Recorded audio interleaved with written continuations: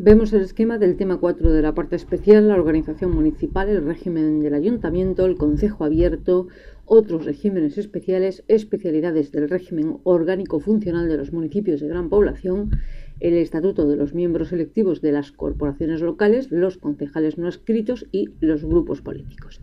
Comenzamos con la organización municipal. Dentro de este epígrafe explicaremos también el régimen del ayuntamiento, el de concejo abierto y otros regímenes especiales. Recordad el artículo 11 del tema anterior que nos hablaba del concepto de municipio, concepto y elementos de municipio. Y de otro lado ya pasamos al artículo 19 que nos habla de la organización, que era uno de los elementos del municipio. La organización, nos dice por un lado el artículo 19, está el gobierno y la administración municipal, salvo que en la corporación local se organice bajo la forma de concejo abierto, corresponderá a un ayuntamiento, integrado por el alcalde y los concejales. La elección del alcalde y los concejales está a continuación en el propio artículo 19, pero también a la Constitución, que nos dice que los concejales serán elegidos por sufragio universal, libre, igual y directo, y de entre estos y por estos se elegirán al alcalde. Respecto de las reglas para determinar el régimen de los municipios de régimen ordinario, tenemos el artículo 20 que nos habla de que en principio en todos los ayuntamientos, y cuando digo todos es todos, deben existir tres figuras o tres órganos. El primero de ellos es el presidente, el segundo es el teniente o los tenientes de alcalde y el tercero es el pleno. Después tenemos el punto B que nos dice que en aquellos municipios que tienen más de 5.000 habitantes o en menos, cuando se determine por mayoría absoluta del pleno o se recoja así en el reglamento orgánico municipal, que viene a ser lo mismo porque el reglamento orgánico tiene que ser aprobado por mayoría absoluta, podrán los municipios contar con una junta de gobierno. Una junta de gobierno es un órgano de auxilio a las funciones del alcalde. También podrán contar en estas mismas condiciones los municipios deberán, cuando tienen más de 5.000 habitantes, y podrán, en las condiciones que hemos dicho, contar con una comisión informativa cuya función fundamental es la de preparar los asuntos que van a ser elevados al pleno para su posterior debate y votación. En principio estará integrada por miembros de todos los partidos, los grupos políticos en proporción a su representatividad. Después tenemos la Comisión Especial de Reclamaciones, que esta, pues sigue el mismo régimen. En los de más de 5.000 habitantes deberá haber una comisión especial y en los de menos cuando así se establezca. Y luego tenemos en el punto C la Comisión Especial de Cuentas, que esta es obligatoria en todos los municipios porque es la que aprueba la cuenta general del municipio, pero tiene carácter de complementario u órgano complementario. Por eso quizá no está incluido en el artículo primero, en el apartado número A. Por último, en el punto número D nos dice que cabe una organización complementaria en cualquier municipio que esté regulada bien por normativa autonómica o por el propio ROM local. El artículo 24 nos habla de los órganos territoriales de gestión desconcentrada, la posible existencia de estos órganos territoriales de gestión desconcentrada, no delegada, desconcentrada, que los municipios de gran población tomarán el nombre de distritos, que luego lo veremos posteriormente en el artículo 128. En el artículo 29 tenemos la forma de funcionamiento o de organización y administración del concejo abierto. ¿Quiénes tienen esta forma de organización y administración? En primer lugar, aquellos municipios que tradicional y voluntariamente lleven funcionando bajo este régimen de forma tradicional. Lo dice aquí, tradicional es desde hace mucho tiempo. Segundo, aquellos que por ley, por tener un número de habitantes por debajo de un umbral concreto, en años pasados, cuando la legislación así lo establecía, se les atribuía por defecto, solo por tener un número de habitantes inferior a un umbral, se les atribuía por ley la organización y administración bajo la forma de concejo abierto y no ayuntamiento.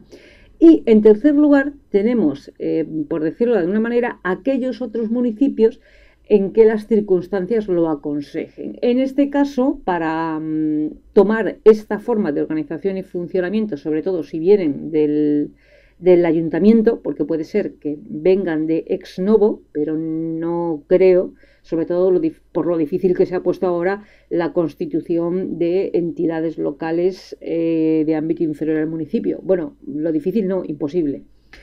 Entonces, decir que estos se regularán por normativa autonómica y que el gobierno y la administración en los municipios que se regulen o que tengan como órgano de administración y representación el Concejo Abierto estará constituida por el alcalde y por la asamblea, que constriñe, digamos, o de alguna manera acoge a todos los vecinos del municipio. El artículo 39, entramos ya en lo que el tema llama otros regímenes especiales. El tema 39 nos habla de los órganos forales de Álava, Guipúzcoa y Vizcaya, que yo ignoro cuáles son esos órganos forales. Bueno, pues estos órganos se dice que conservan su régimen de funcionamiento. También ignoro cuál es el régimen de funcionamiento, pero bueno. Dentro del marco del Estatuto de Autonomía Vasco. Perfecto. Y que la ley de bases funciona como normativa supletoria. Bueno, pues aquí queda dicho. Estos órganos forales, sean los que sean y tengan el régimen que tengan, que eso estará en el marco del Estatuto Vasco, pues funcionan de acuerdo con su régimen que está en el marco del Estatuto Vasco. El artículo 40 nos habla de, esto sí lo sabemos lo que es, las uniprovinciales y la foral de Navarra, que asumen las competencias de la Diputación. ¿De acuerdo? Digamos que como forma de organización o como órganos, tanto las uniprovinciales como la foral asumen las competencias de la Diputación. En el artículo 41 se nos habla de tres figuras. La primera de ellos son los cabildos insulares canarios. Los cabildos insulares canarios son órganos de administración de cada isla. Cada isla.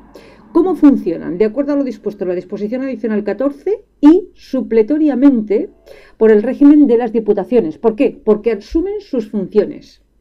¿De acuerdo? O sea, en Canarias no tenemos diputaciones, tenemos cabildos insulares canarios, que es un órgano de administración que está en cada isla y que asume las competencias de la Diputación.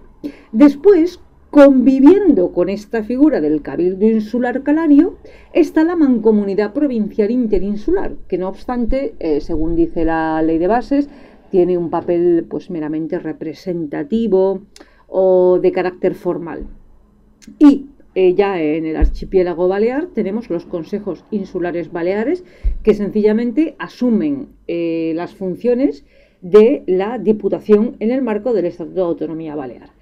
Por último, el artículo 121, que nos habla de los municipios de gran población, ya sabéis, aquellos que tienen más de 250.000 habitantes, los que son capitales de provincia que tienen más de 175.000 habitantes, los capitales de provincia que, no teniendo 175, sean sede de instituciones autonómicas, y aquellos que teniendo más de 75.000, pues tengan características específicas que les haga aplicable este régimen de organización.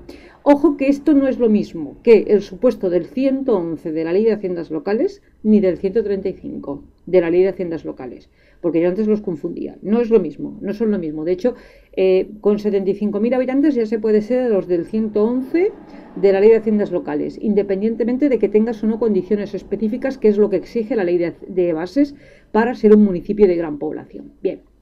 Especialidades orgánico-funcionales de los municipios de gran población, pues a partir del 121 empezamos con la organización del Pleno. ¿Qué especialidades tiene la organización del Pleno? Porque no vamos a hablar aquí de todo el Pleno.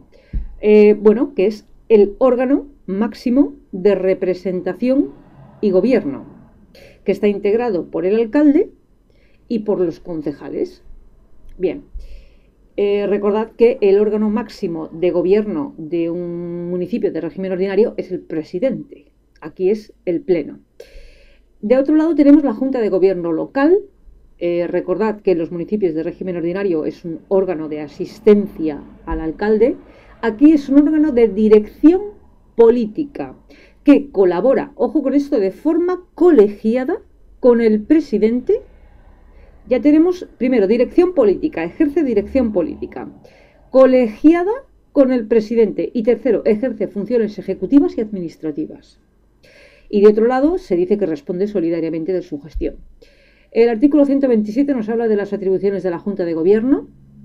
Pues en principio no vamos a hacer un desglose porque no nos daría tiempo, pero teniendo en cuenta que ejercen función ejecutiva, que tienen funciones de dirección política, que funcionan de forma colegiada y que responden de forma solidaria de su gestión, pues haceos una idea del tipo de competencias que pueden tener.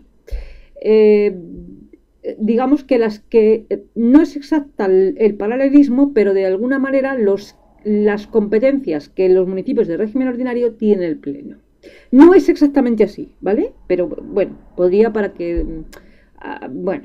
De otro lado, el 128, los distritos. Es deber en los municipios de gran población crear los distritos, que son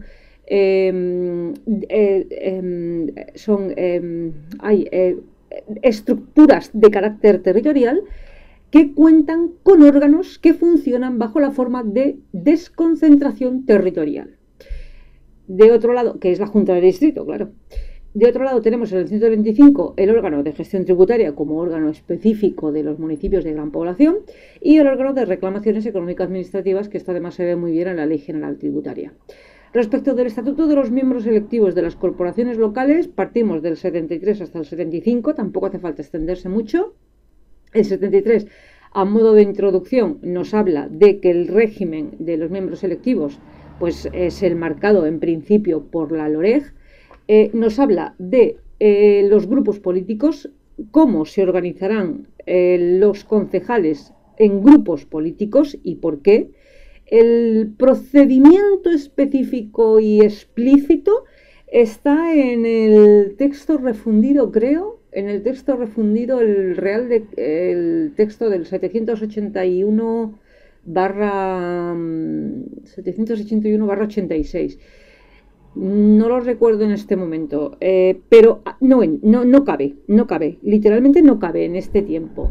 Y después tenemos los concejales no adscritos, que son aquellos que en un principio formaban parte o fueron elegidos concejales por una lista política, o por un partido político, por la lista de un partido político, y posteriormente han dejado de pertenecer a ese partido político. Ojo, estos no son ni concejales independientes que han concurrido a las elecciones bajo una lista independiente, se puede decir, o un grupo independiente, ni son los del grupo mixto. Los del grupo mixto es otra cosa.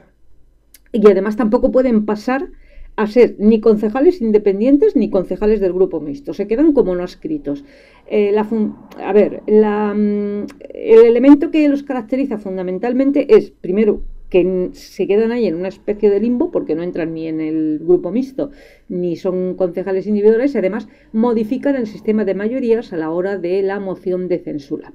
De otro lado, el 74, que nos habla de la situación de servicios especiales en la que quedan los funcionarios cuando adquieren la condición de miembros electivos, y el 75, que nos habla de las retribuciones distinguiendo el régimen de dedicación exclusiva, me extendería más si tuviera tiempo, dedicación parcial o asistencias. Esto ya sabéis cómo va.